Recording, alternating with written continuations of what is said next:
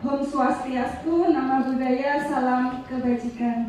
Yang saya hormati Bapak Kepala TU SMA Negeri 2 Cilacap. Yang kami hormati Ibu Wakahumas SMA Negeri 2 Cilacap. Yang kami hormati pula Ibu Waka Kesiswaan SMA Negeri 2 Cilacap. Dan teman-teman guru-guru hebat yang ada di SMA Negeri 2 Cilacap. Perkenankan di sini mungkin bukan maksud saya untuk menggurui Bapak Ibu guru, karena tentunya Bapak Ibu guru lebih banyak pengalaman daripada saya. Di sini saya hanya ingin menyampaikan sedikit ilmu saya yang saya pelajari dari calon guru penggerak Kabupaten Cilacap angkatan 7 yang berkaitan dengan materi budaya positif.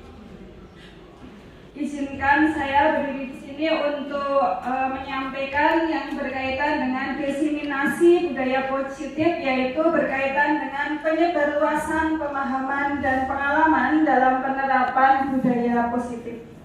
Nah, Bapak Ibu guru yang hebat semuanya, di sini tentunya kita kenal betul siapa sih Bapak Ki Hajar Dewantara, karena tonggak pendidikan itu dimulai dari beliau Bapak Ki Hajar Dewantara, di mana Bapak Ki Hajar Dewantara menyampaikan tujuan pendidikan yang mana disampaikan yaitu menuntun segala kekuatan kodrat yang ada pada anak-anak agar mereka menjadi manusia dan anggota masyarakat yang dapat mencapai keselamatan dan kebahagiaan yang setinggi-tingginya. Jadi tugas kita sebagai guru hanya mampu menuntun saja. Kita tidak berhak untuk membentuk anak tersebut mau jadi apa, tapi tugas kita hanya menuntun sesuai dengan kodratnya, yaitu bisa kita lihat di sini, yaitu kodrat alam dan kodrat zaman. Nah, di sini kodrat alam dan kodrat zaman. Berikutnya, Ki Hajar Dewantara mengibaratkan peran pendidik itu seperti seorang petani. Jadi dalam hal ini, petani hanya dapat menuntun tumbuhnya jagung dengan memperbaiki kondisi tanah, memelihara, memberi pupuk dan air, bukan memaksa agar jagung tumbuh menjadi padi. Nah, artinya apa Bapak Ibu guru? Bahwa kita sebagai pendidik hanya bisa merawat dan menuntun tumbuh kembangnya anak sesuai dengan kodratnya saja, yaitu tadi kodrat alam dan kodrat zaman. Seperti itu. Nah, berikutnya, ini gambarnya nggak kelihatan, mungkin sinyalnya ya. Apa sih yang dimaksud dengan budaya positif? Budaya positif merupakan pembiasaan yang bernilai positif yang di dalamnya mengandung sejumlah kegiatan yang mampu menumbuhkan karakter murid itu sendiri. Jadi tugas kita adalah menumbuhkan karakter-karakter yang ada pada diri peserta didik atau murid. Nah, budaya positif di sekolah tidak dapat diciptakan tentunya secara instan, tapi harus melalui proses. Dalam hal ini yaitu penerapan budaya positif di sekolah diperlukan yang namanya tuntutan dan tauladan dari seorang guru. Mungkin di sini Bapak Ibu guru hebat, banyak pengalaman, banyak menjadi tauladan yang baik, dan mungkin saya sendiri harus banyak belajar pada Bapak Ibu guru yang sudah hebat di sini. Berikutnya, apa sih pentingnya budaya positif di sekolah? Jadi budaya positif di sekolah itu penting dalam rangka menumbuh kembangkan sikap gotong royong, di mana mampu melakukan kegiatan secara bersama-sama sehingga tercipta kolaborasi yang baik antar warga di sekolah. Jadi kita sebagai warga sekolah, stakeholder yang ada di sekolah, maka peran kita untuk bisa berkolaborasi, saling tolong-menolong ketika ada satu warga yang memang mengalami kesulitan atau membutuhkan bantuan kita. Jadi kita harus bekerja sama untuk menciptakan sekolah yang hebat. Berikutnya, nah ini kita bisa bereksperimen ya di sini Bapak Ibu guru. Saya minta tolong keaktifan dari Bapak Ibu guru untuk berpasang-pasangan dengan sebelahnya. Mungkin kalau Pak Fauzan bisa dengan belakang atau sampingnya ya.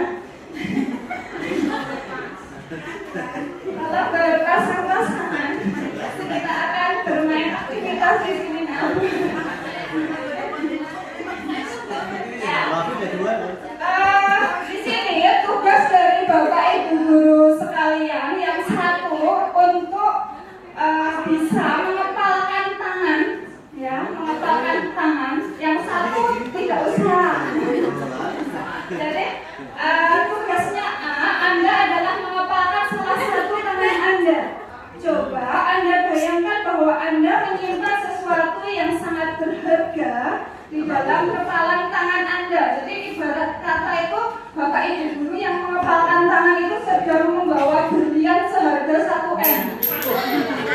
Mantap. Anda perlu menjaga benda tersebut sekuat tenaga Anda karena begitu pentingnya untuk kehidupan Anda. Nah, sebelumnya mohon maaf karena mengganggu mungkin waktu Bapak Ibu guru. Di sini saya nyempil dari paguyuban karena memang mungkin kemarin Bu Har menyampaikan bahwasanya akan ada rapat paguyuban, kemudian Bu Har menawari saya dan karena ada tawaran yang menarik maka alhamdulillah saya terima. Gitu nih Bapak Ibu. Langsung saja saya mulai aja ya Bapak Ibu. Assalamualaikum warahmatullahi wabarakatuh.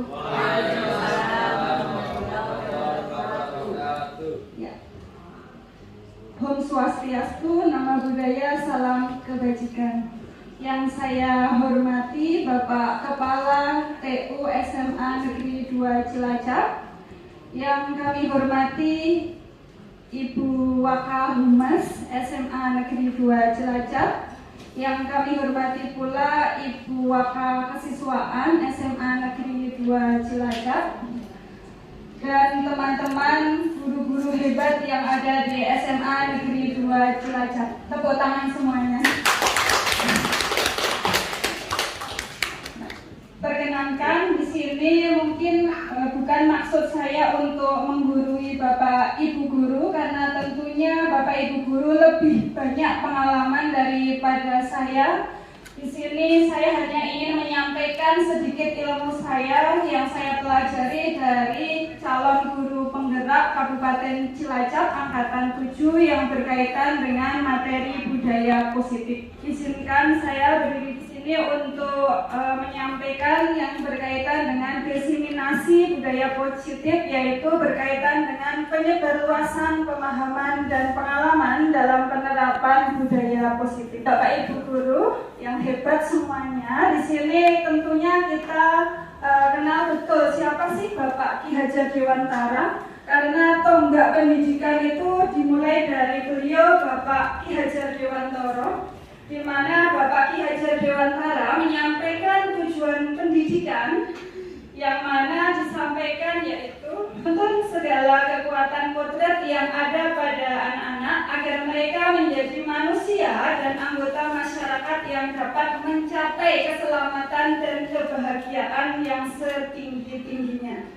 Jadi tugas kita sebagai guru hanya mampu menuntun saja. Kita tidak berhak untuk membentuk anak tersebut mau jadi apa, tapi tugas kita hanya menuntun sesuai dengan kodratnya, yaitu bisa kita lihat di sini, yaitu kodrat alam dan kodrat zaman. Berikutnya, Ki Hajar Dewantara mengibaratkan peran pendidik itu seperti seorang petani.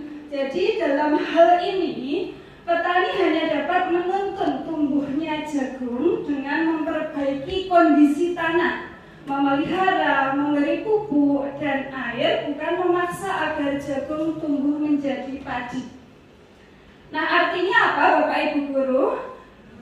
Bahwa kita sebagai pendidik hanya bisa merawat dan menuntun tumbuh kembangnya anak sesuai dengan kodratnya saja, yaitu tadi kodrat alam dan kodrat zaman. Berikutnya, ini gambarnya nggak kelihatan, mungkin sinyalnya ya. Apa sih yang dimaksud dengan budaya positif?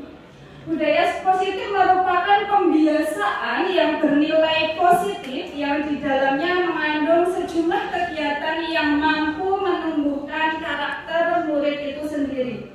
Jadi tugas kita adalah menumbuhkan karakter-karakter yang ada pada diri peserta didik atau murid.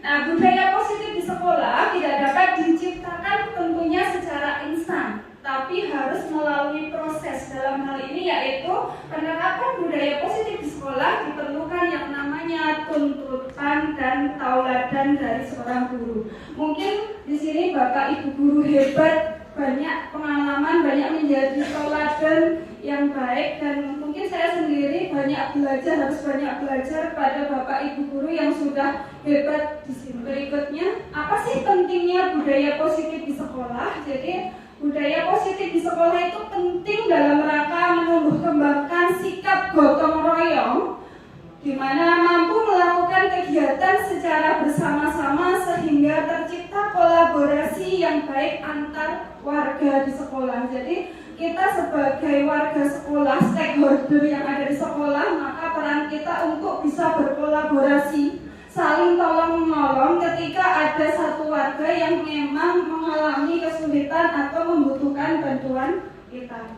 Jadi kita harus bekerja sama untuk menciptakan sekolah yang hebat ke depannya. Berikutnya, nah ini kita bisa bereksperimen ya di sini Bapak Ibu Guru. Saya minta tolong keaktifan dari Bapak Ibu Guru untuk berpasang-pasangan dengan sebelahnya. Mungkin kalau Pak Fauzan bisa dengan belakang atau sampingnya ya. Kalau berpasang-pasangan, kita akan bermain aktivitas di sini.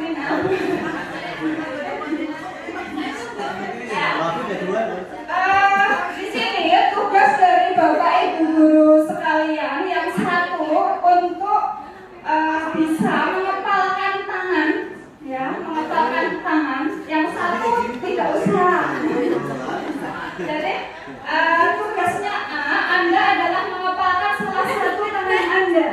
Coba Anda bayangkan bahwa Anda menyimpan sesuatu yang sangat berharga di dalam kepalan tangan Anda. Jadi ibarat kata itu Bapak Ibu Guru yang mengepalkan tangan itu sedang membawa berlian seharga 1 M.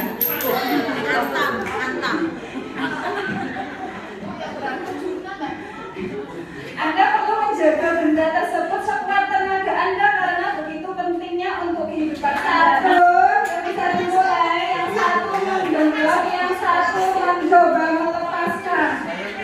2, 3, ayo.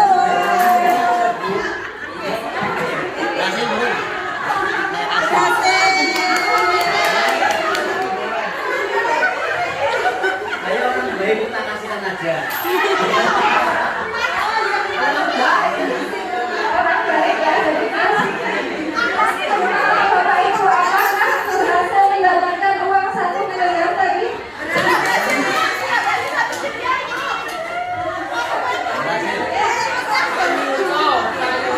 Sekarang gantian Bapak Ibu Guru. Kalau tadi si A, sekarang si B. Coba ya.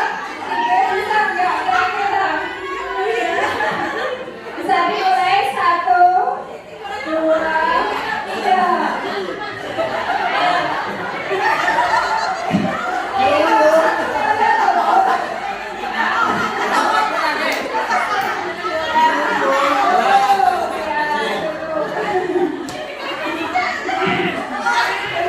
Dapat uangnya. Sekarang saya punya pertanyaan Bapak Ibu. Kenapa itu disuapin sama Bu Maya?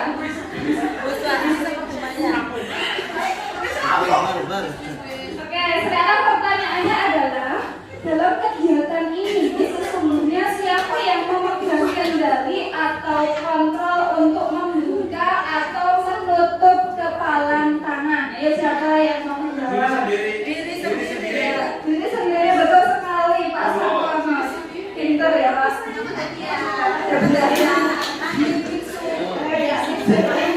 Bisa. Layak nikah lagi. Jangan.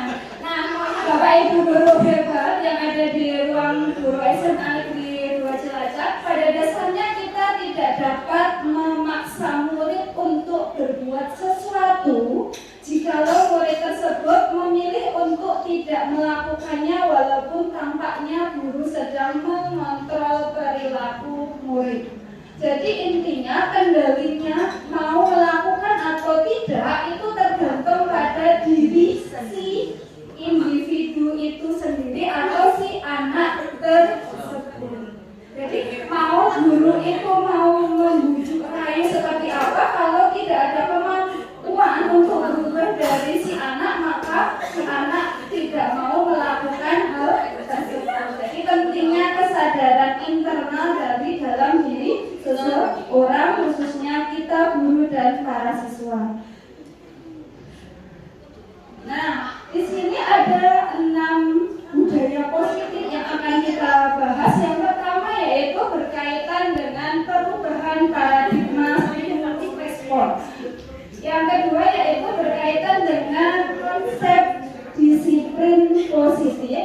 Yang ketiga yaitu berkaitan dengan keyakinan kelas. Yang keempat yaitu berkaitan dengan pemenuhan 5 kebutuhan dasar manusia. Yang kelima yaitu 5 posisi kontrol, dan yang terakhir adalah berkaitan dengan segitiga restitusi. Nah, yang akan kita bahas yang pertama yaitu berkaitan dengan perubahan paradigma stimulus respons. Sayang gambarnya nggak muncul nih Bapak Ibu. Nah, apa sih yang dimaksud dengan perubahan paradigma stimulus respons? Jadi untuk membangun budaya yang positif, maka sekolah perlu menyediakan yang namanya lingkungan yang aman dan nyaman agar murid-murid mampu berpikir, bertindak, dan mencipta dengan merdeka, mandiri, dan bertanggung jawab. Nah, yang terjadi akhir-akhir ini ada kasus, mungkin Bapak Ibu guru sudah membaca. Jadi ada seorang siswa yang dilakukan tindak penyimpangan seksual oleh salah seorang guru. Kemudian si anak tersebut meminta pertolongan atau bantuan kepada kepala sekolah, namun oleh kepala sekolah itu malah diajak ke UKS, kemudian dilakukan tindakan penyimpangan seksual kembali. Nah, seharusnya apa? Kita sebagai warga sekolah ya,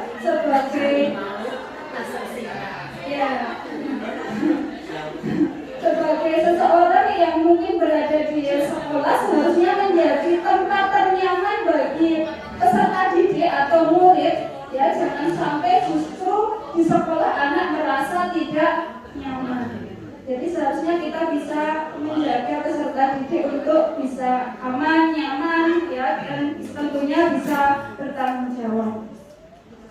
Berikutnya adalah, nah tentunya hal ini berkaitan dengan profil pelajar Pancasila. Kita setiap hari Kamis maupun Jumat kita selalu mempraktekkan yang namanya profil-profil pelajar Pancasila ya, yang harus kita terapkan. Ini maaf gambarnya kenapa nggak muncul?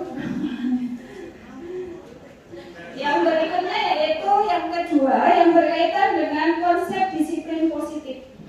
Nah, Bapak Ibu guru bisa kita lihat di sini, kita amati, kita baca. Ketika mendengar kata-kata disiplin, kebanyakan orang akan menghubungkan kata disiplin dengan kata-kata tertib. Betul Bapak Ibu guru? Iya. Ya, teratur dan kepatuhan pada peraturan. Nah, ada 3 macam motivasi perilaku manusia. Jadi manusia itu punya motivasi. Kita tidak bisa mengetahui si A, si B, si C itu motivasinya apa, karena sesungguhnya motivasi itu tersembunyi dalam diri si orang tersebut. Yang pertama adalah si manusia tersebut untuk menghindari ketidaknyamanan. Jadi ada orang yang berperilaku yang pertama adalah motivasinya adalah untuk menghindari ketidaknyamanan atau hukuman. Yang kedua adalah untuk mendapatkan imbalan atau penghargaan orang lain. Jadi orang melakukan sesuatu hanya demi mendapatkan imbalan atau penghargaan dari orang lain. Yang ketiga yaitu untuk menjadi orang yang merdeka ya, dan menghargai diri sendiri dengan nilai-nilai yang mereka percaya. Jadi sesungguhnya kita itu punya nilai-nilai intrinsik yang ada di dalam diri kita, yang mana kita tahu bahwasanya segala sesuatu hal itu baik atau kurang baik. Jadi ada motivasi yang baik di dalam diri kita. Berikutnya yaitu yang berkaitan dengan disiplin positif, yaitu keyakinan kelas. Dalam pembentukan keyakinan kelas ini ada beberapa hal. Yang pertama yaitu bersifat lebih abstrak daripada peraturan yang lebih rinci dan konkret. Mungkin sudah dilakukan oleh Bapak Ibu guru semuanya di sini di kelas-kelas. Yang kedua yaitu berupa pertanyaan atau pernyataan-pernyataan universal atau sifatnya umum. Yang ketiga yaitu senantiasa dibuat dalam bentuk positif. Yang keempat tidak terlalu banyak sehingga mudah diingat dan dipahami oleh semua warga kelas.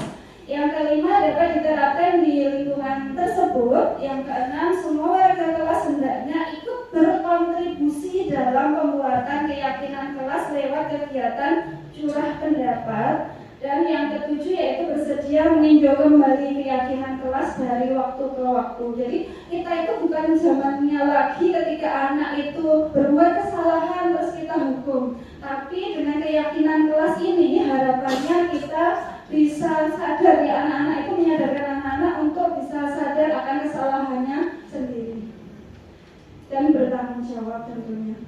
Yang berikutnya yaitu pemenuhan 5 kebutuhan dasar manusia. Apa sih kebutuhan dasar manusia? Yaitu seluruh tindakan manusia yang memiliki tujuan tertentu. Jadi setiap orang itu melakukan sesuatu itu ada tujuannya. Semua yang kita lakukan adalah usaha terbaik kita untuk mendapatkan apa yang kita inginkan. Yang sebetulnya saat itu kita sedang memenuhi salah satu atau lebih dari satu kebutuhan dasar kita. Nah, kebutuhan dasar manusia itu ada apa saja? Yang pertama yaitu kebutuhan untuk bertahan hidup. Contohnya kita mungkin bekerja di sini salah satunya ya untuk kelangsungan hidup, ya, Bapak Ibu mencari nafkah di sini. Kemudian yang kedua adalah, ini cinta dan kasih sayang.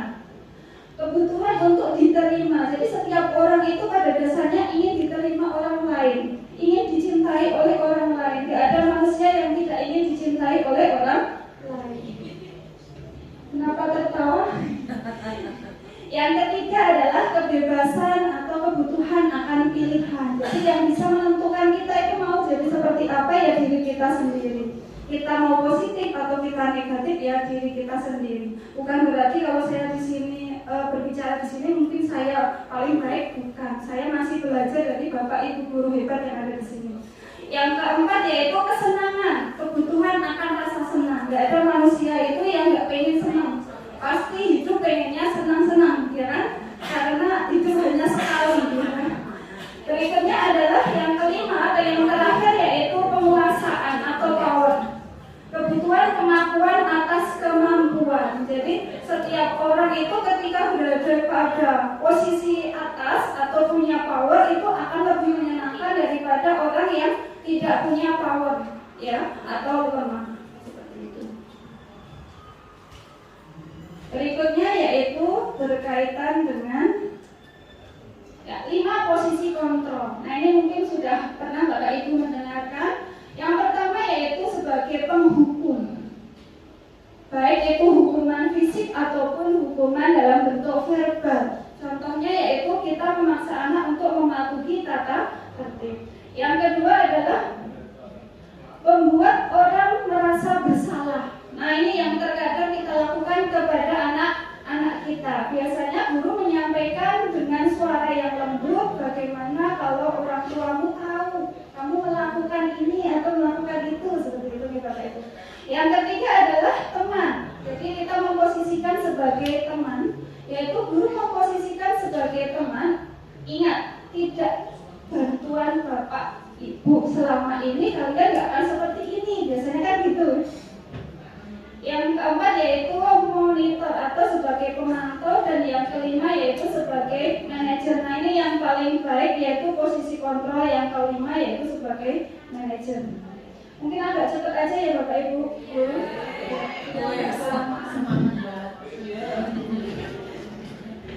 Nah, ini berkaitan dengan segitiga restitusi. Apa itu segitiga restitusi? Yaitu proses menciptakan kondisi bagi murid untuk memperbaiki kesalahan dengan langkah-langkahnya, yaitu menstabilkan identitas, kemudian memvalidasi tindakan yang salah, dan yang ketiga adalah menanyakan keyakinan. Jadi kita sudah punya keyakinan dari masing-masing kelas, tinggal kita perlihatkan. Nah, ini segitiga restitusinya nggak kelihatan di foto ini.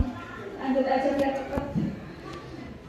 Nah, melalui segitiga restitusi, ketika murid berbuat salah, maka guru akan menanggapi dengan cara yang memungkinkan murid untuk membuat evaluasi internal tentang apa yang dapat mereka lakukan untuk memperbaiki kesalahan mereka dan mendapatkan kembali harga dirinya. Jadi dengan melakukan restitusi ini, anak dibimbing untuk memperbaiki kesalahannya dan untuk bertanggung jawab atas tindakan yang dilakukannya. Nah, ini mungkin contoh dari budaya positif dalam bentuk keyakinan kelas, tapi sifatnya universal. Bapak Ibu bisa berangkat sekolah tepat waktu, waktu, selalu menjaga kebersihan, mengerjakan tugas dengan sungguh-sungguh, disiplin, menghormati dan menghargai sesama. Kemudian saya menambahkan di sini yaitu mengisi jurnal empati sosial. Jadi salah satu budaya positif yang ingin saya terapkan selain keyakinan kelas yaitu berkaitan dengan jurnal empati sosial. Nah, ini mungkin salah satu contoh bentuk jurnal empati yang saya lakukan di masing-masing kelas yang saya ajarkan. Mungkin Bapak Ibu bisa juga menerapkan berkaitan dengan jurnal empati ini.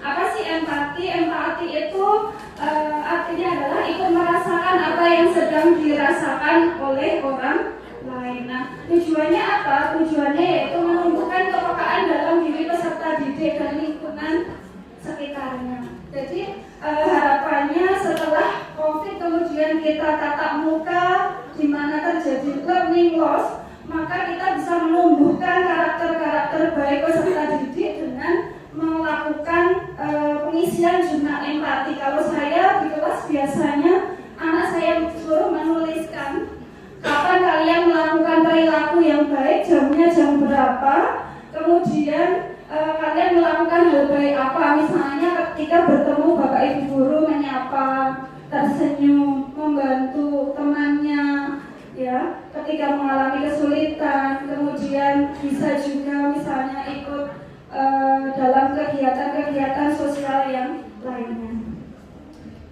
Jadi nanti diparap orang tua dan diparap guru setiap pelajaran tersebut.